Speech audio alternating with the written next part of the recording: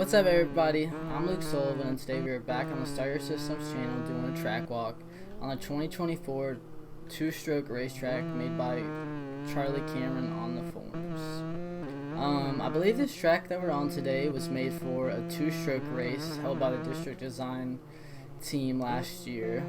They released a two-stroke pack earlier in March last year that had like 80 plus bikes and two strokes, 125s, and I think it kind of stemmed from the idea of that. I know they have a lot of people on the team that usually run two strokes during outdoors, and I think it was also just kind of like a little outdoor prep thing that they were enjoying, and I think it was in the middle of the Supercross and MX like break that we have, so I think they thought it would just be a fun idea. But I'm currently on one of the bikes that Hayden Scott made. It's the 2013 Lucas Oil Honda Racing team, as you can see, but I know they have bikes that go all the way back to like 1992 or 1993, so it definitely goes pretty far back, but they're all super dope and super awesome to ride on, and it's sick that you can just hop on a two-stroke in this game and you'll have a sick bike. So it's a sick pack made by them. And then this track, though, let's get right into this track. This track is super fun, has a lot of flow, has a lot of cool bumps. I know Charlie on the forum said this is actually a replica track of Underground MX, which is located in Texas from what I saw. He said he kind of tried to make it like a retro themed style track because of the two-stroke race that was being held on it, and I think he did a great job. As we're going around the track, you can kind of see like the banners on the side, like they're all retro, like that Fox logo right there, and just there's like under or on the start over there on the left, there's this really cool like start banner that has like I don't even know how to describe it, but it's gonna be on our right there. It's really sick, but it even has a grass start, which I thought has a cool little retro theme to it. But overall, I think this track is great. As you can see, it starts off with a little right-hander into some rollers. The bumps are actually pretty challenging. You'd think they wouldn't do much because it's kind of like a little fun track, but they definitely, if you try to go too fast, they'll catch you off guard. We're gonna take this outside here. A nice little run in the rollers. We have this little floater. It's kind of like a quad, honestly. And you have this little hip jump, which you can jump into there, which I think I did on the first lap. But you can roll. You can go take this left-hander and take this inside. This is like a little hill jump. And then you have two options here. I'm gonna take the outside, get some speed up. You have this big triple there. You can throw some sick whips over. Then you actually have this split lane where you take the inside to outside. Then we're gonna go back outside. So that's a sick little thing. You got this little table. You have this little roller you can bounce off, and then you go double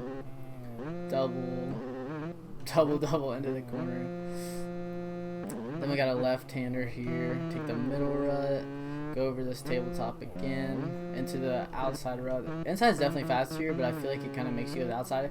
And the amount of times I've flown over this corner, but it's actually a slow down corner to another kind of little like split elevated section right here.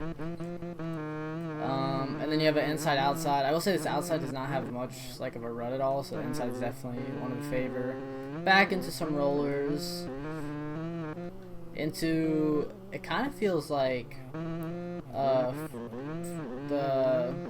what's that track called? I think it's Freestone, where it has like the big 12 pack that like Blake Backett was launching into. That's what it felt like, or those feel like. But and yeah, that's a lap.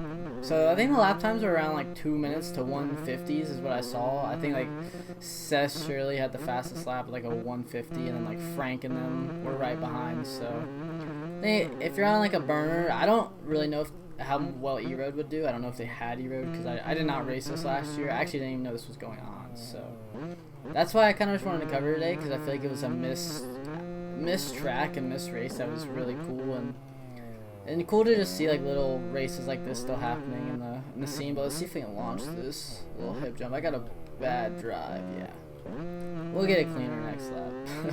But yeah, I just like these little MX lobby races, especially during like between Supercross and between like outdoors. Like you'll see a lot of little things going on, especially because people are always motivated right after, because these team owners are trying to make their skins, and like everyone's on trying to prep for outdoors. And I think this was also another reason why they wanted just like a little prep event for outdoors to happen. But it looked like a sick thing. It's sad another round never happened. It looked like it was just like a one round type thing.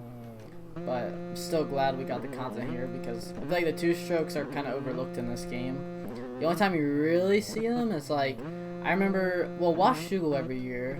I know Aaron Uair 2 years ago, Aaron Rockefeller, he got a pot together, and we had a few guys actually race the two-stroke, including myself, on Washougal, and we had like our own little challenge that was going on. Honestly, I think Payson lost the title that year because he did the challenge, but I think he won like over $100 or $200 or something. But it was just all the guys. I think it was like me, Trevor Burns, Frank, Hubbard, a whole bunch of us just were on two-stroke battling each other, and it didn't matter about anyone else's finishes. It just mattered like what we got. And I think I got third, if I'm not, or maybe fourth. I'm not sure. I think the top 5 got money, but I know Frank and Payson beat me. Trevor probably beat me too. If you know Trevor Burns, he was known for the two-stroke for like 2 years. I don't know if he did it last year, but 2023, 2022. He would always hop on these things, and he would shred. Like, he would literally be battling for the lead, like, on a two-stroke. And in sim, it's a very big disadvantage on these outdoor tracks for sure. So I always thought that was cool, and I think it's a sick thing to see during outdoors, because like in Supercross, you don't see guys just hopping on a two-stroke. Oh my gosh, because it's just too big of a disadvantage. Like to get triples or anything. And nowadays Supercross is so competitive, especially in the 450 class, and you can't run them in the 250 class, that like you literally need every edge you can get. I bet some people have probably qualified on 450 then race a two-stroke, but yeah, Supercross is gnarly nowadays. I have seen this line. I want to see if I can get this here. So you get inside, and then ooh, I think you can jump over that roller. And then here, I found the sick line earlier. If you get the drive, you can bounce off this, and then triple over, and then double into the corner. So I think that's pretty sick. Take the inside rut here. I think the ruts and like bumps are really good. It reminds me of like a retro track and like a fun track for sure. You can tell they're not trying to be like a serious like replica track, like where you're racing like an RF, replica. Like it's still trying to have fun, not too crazy, but definitely like have a skill gap, I guess is what I'm trying to say. Like you can tell there's a skill gap, but overall, I mean, I think this track is sick to play on, whether it's a 125 or 252 stroke. I think the district guys did a great job with this, and maybe we'll even see a round of this year before the outdoor season, which would be awesome. I know outdoors is starting to come up. I think we have like a month, honestly, maybe more than a month, a little more than a month. But I know people are starting to play, and people are starting to get back on and kind of give up on Supercross and get back into the outdoor grind. So you'll probably see a lot of people in 01 and just playing around with their friends on like E-road tracks. So it'll definitely switch the attention off Supercross. Let's see if we can get a good lap here. I don't know if I'm gonna be running 150s like they were doing top quality, because I haven't put that much time on this track. But dude, I'm going so deep into this. There we go. Go outside here. Probably don't need to, because literally you can hit this thing like first gear. But then we're gonna. Oh, I messed up there. I'm a little rusty on the sticks right now, but throw a nice little whip over there. Go wide, avoid the braking bumps. Jump over. There we go. That's a sick line. Try to get like our little. Ooh, forgot to shift up, but I think we're good. A little triple double line into the corner. I've hit my head on the stuff box so many times, so I'll try to avoid that. I'm gonna jump into this middle rut here. Take this inside over this roller. I feel like the outside's probably is faster, but the inside just leads you good into this rut, which is where you gotta go. Any of these rollers. Oh, I just carried too much speed over. Triple in. Get a horrible drive to the finish line. Ooh, to a 1-1. Too bad. Almost.